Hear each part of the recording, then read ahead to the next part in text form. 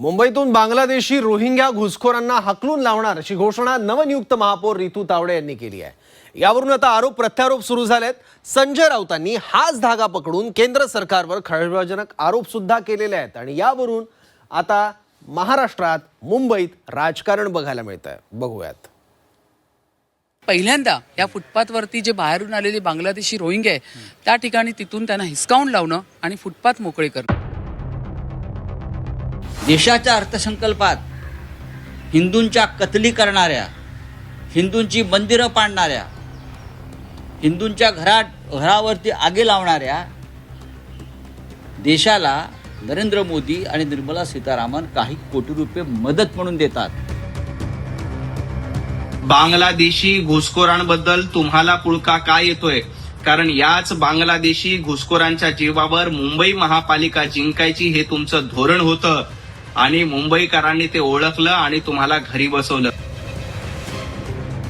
मुंबई महापालिकेच्या नवनिर्वाचित महापौर रितू तावडे यांनी मुंबईमधून बांगलादेशी नागरिकांना बाहेर हाकलण्यात येणार असल्याची घोषणा केली आहे। मुंबईतनं बांगलादेशी घुसखोरांना बाहेर काढणार असं वक्तव्य भाजपच्या रितू तावडेंनी केलंय।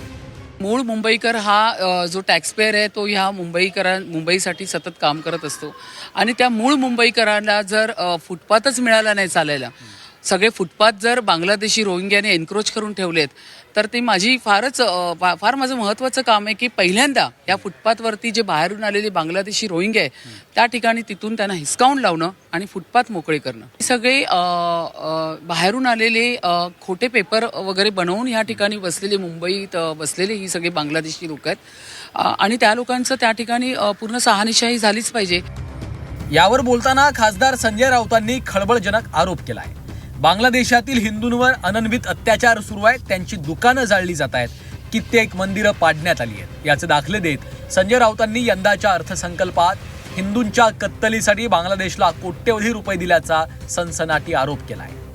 पण बांगलादेशला मदत केली आहे की नाही? का हे का कॉन्ट्रॅक्ट किलिंग केलं का? हिंदूंना मारण्यासाठी पैसे दिलेत? देशाच्या अर्थसंकल्पात हिंदूंच्या कत्तली करणाऱ्या, हिंदूंची मंदिरं पाडणाऱ्या, हिंदूंच्या घरावरती आगी लावणाऱ्या देशाला नरेंद्र मोदी आणि निर्मला सीतारामन काही कोटी रुपये मदत म्हणून देतात आणि याचा वापर हिंदूंच्या हत्येसाठी होतोय।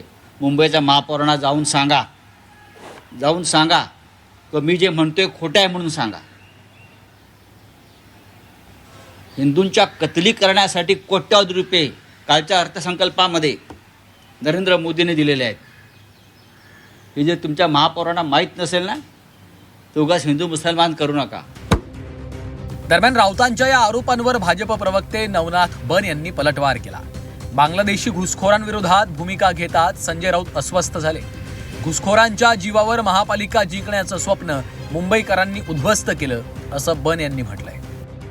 मुंबईतील बांगलादेशी घुसखोरांच्या विरोधामध्ये रितू तावडे यांनी भूमिका घेतल्यानंतर लगेच संजय राऊत यांच्या पोटामध्ये दुखायला लागलं। रितू तावडे म्हणतायत की मुंबईतील बांगलादेशी घुसखोरांना आम्ही बाहेर काढू, तर संजय राऊत तुम्हाला एवढी अडचण का होते? बांगलादेशी घुसखोरांबद्दल तुम्हाला पुळका काय येतोय?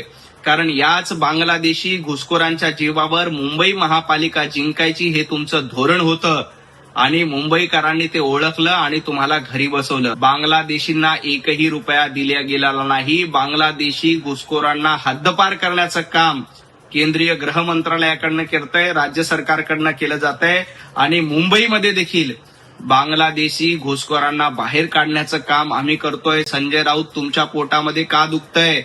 तुम्हाला बांगलादेशी घुसखोरांच्या जीवावरच मुंबई महापालिका जिंकायची होती, हेच तुमचं धोरण होतं।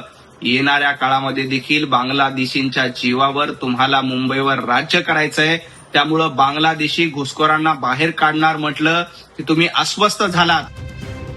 रितू तावडे यांची मुंबईच्या महापौरपदी नियुक्ती होताच त्यांनी बांगलादेशी रोहिंग्यांचा मुद्दा उकरून काढलाय। घुसखोरांना हाकलून देण्याची भाषा त्यांनी केली आहे। इतकंच नाही तर या कामाला आपली प्राथमिकता असेल असंही त्यांनी सांगितलं। त्यामुळे येत्या काळात या मुद्द्यावरनं राज्याचं राजकारण तापण्याची शक्यता आहे। ब्युरो रिपोर्ट, झी 24 तास।